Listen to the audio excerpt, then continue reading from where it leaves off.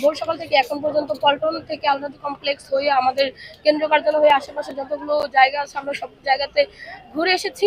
কিন্তু তারা যেইভাবে এটাকে হাইলাইট করেছিল, জনগণের মধ্যে যে ধরনের ভয়ভীতি সৃষ্টি করেছিল, তাদের ছিটে ফুটেও এখানে ঢাকা শহরের মতো জায়গাতে দেখা যাচ্ছে না এখন পর্যন্ত। অবশ্যই এটা গুজব ছড়িয়ে জনগণকে ভয় দেখানোর জন্য মূলত তাদের এই পায়তারাটা তারা চালিয়ে গিয়েছিল। এবং তাদের নানান নেতাকর্মীরা তাদের মাধ্যমে সোশ্যাল নেটওয়ার্কের মাধ্যমে আমরা দেখেছি যে তারা বলেছে যে আমরা রাজপথে না থাকতে পারি, আমরা সোশ্যাল মিডিয়াতে মানুষকে ভয় দেখানোর জন্য পোস্টগুলো কন্টিনিউ করব। এমন তাদের কি ছিল আর কি ইন্টেনশন। সম্ভব ওদের নামার কোনো ওয়ে নেই, সিস্টেম নেই।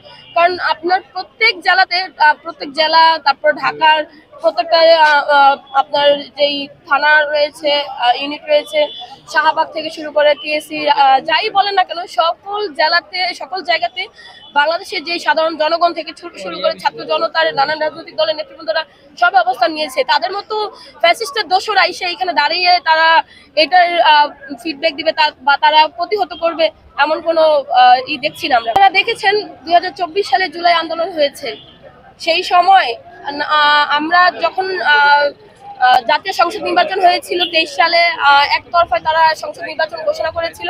আমরা সেই সময় হরতাল অবরোধের মধ্য দিয়ে সেই নির্বাচনকে অবৈধ ঘোষণা করতে বাধ্য হয়েছে। এক কথায় যে তারা এই নির্বাচন তাদের অবৈধ, তারা নির্বাচন করতে পারবে না। সেই জায়গা থেকে 24-এ যখন জুলাই আন্দোলন হয়েছিল, তখন আমরা এই রাজনৈতিক প্যানেল থেকে শুরু করে স্কুল কলেজ ছাত্র ছাত্রী, তারপর রিক্সা চালক থেকে শুরু করে ভ্যান চালক পর্যন্ত আমাদের সকলের পাশে এসে দাঁড়িয়েছিল। এখন ওই হাসিনাকে বিদায় করার জন্য তখন ওই অবস্থানটা তৈরি হয়েছিল। দীর্ঘ 1 বছর পরে আবার সেই একটা মত তৈরি হয়েছে বাংলাদেশের মধ্যে। সেই জায়গা থেকে আবার সবাই ঐক্যবদ্ধ। স্বৈরাচারের বিরুদ্ধে বাংলাদেশের প্রত্যেকটা নাগরিক, প্রত্যেকটা জনগণ ঐক্যবদ্ধ থাকার জন্য আওয়ামী লীগকে প্রতিহত করার জন্য আমাদের আজকে শুধু অবস্থান কর্মসূচিটা ছিল। সেই জায়গা থেকে আমরা আমাদের নেতৃবৃন্দরা সবাই রয়েছি। ঢাকা এবং পার্শ্ববর্তী জেলাগুলোতে যারা রয়েছেন তারা ঢাকা স্থলে অবস্থান করছেন।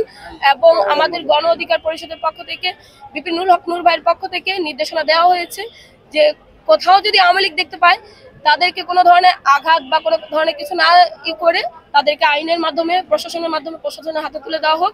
এবং জনগণের যে রকমের ভয়ভীতিটা দেখিয়েছে, আমরা যাতে জনগণের পাশে দাঁড়িয়ে জনগণকে নিরাপদ একটা স্থান দিতে পারি। তারা 16 বছর যা অপকর্ম করেছেন বাংলাদেশের, সেই জায়গা থেকে তাদের আজকে রায়ের তারিখ ঘোষণা করেছেন। 17 তারিখ, আগামী 17 নভেম্বর রায় ঘোষণা করা হবে। এবং সেই জায়গা থেকে আমরা তারা যা করেছে তাদের এটা কর্ম, সে যা করবে তার কর্মের ফল তার ভোগ করতে হবে। এবং তার দল যা করবে, তার দলের প্রধান যা করবে, সেই কর্মের ফলটা তাদের পুরো দলকে, পুরো ইউনিটকে, পুরো যারা এত বছরে যারা জুলুম অত্যাচার নির্যাতন করেছে তাদের সকলকে ফেস করতে হবে। এটা প্রকৃতির নিয়ম। তারা করেছে, তাদের এটা ফেস করতে হবে, তাদের এটা ফল ভোগ করতে হবে। সেই জায়গা থেকে আমরা প্রশাসন, আদালত বা আমাদের যেই প্রধান বিচারপতি তার যেই রায় আসবে, আমরা সেই রায় শোনার জন্য অপেক্ষা রয়েছি।